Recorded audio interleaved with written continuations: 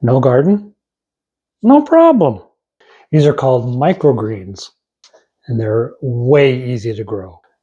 No dealing with mud, rain, pests, weather, and these are ready to harvest in 14 days. Nutritional powerhouses delivering all the benefits of garden vegetables in a small bite. So here's everything that you need to grow microgreens, and this is demonstrating the two methods that you can do it inside. It's very easy. Most microgreens want to be between 70, 75 degrees Fahrenheit. Soak your microgreen seeds in water overnight. Drain and rinse the next day. Place the jar onto a vertical rack so water can drain.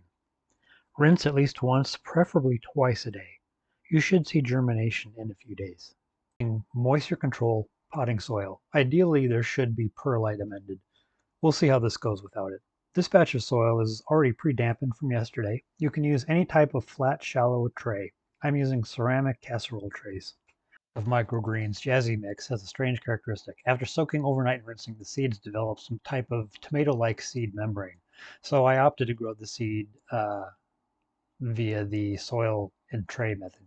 You can see the seeds do sort of clump together. Oh well, we'll see how this goes.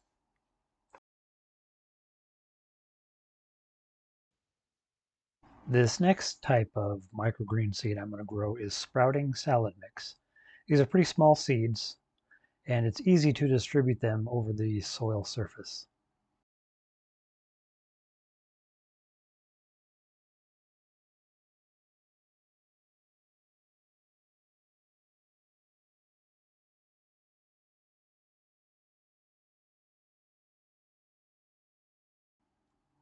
When spread evenly, give a nice water misting to the top. Now we're taking the soil trays to the growing station. Full spectrum grow lamp here, it's new to me. I'm setting its timer to stay on for 12 hours and off for 12 hours. This lamp will also provide some warmth.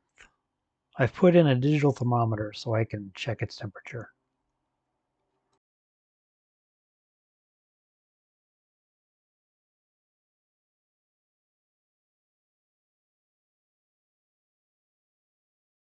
So I think that my microgreens are off to a pretty good start. I really thank you for watching. I hope if you like this video, please give me a like and come back to part 2 where we're going to check in on the status of my microgreens.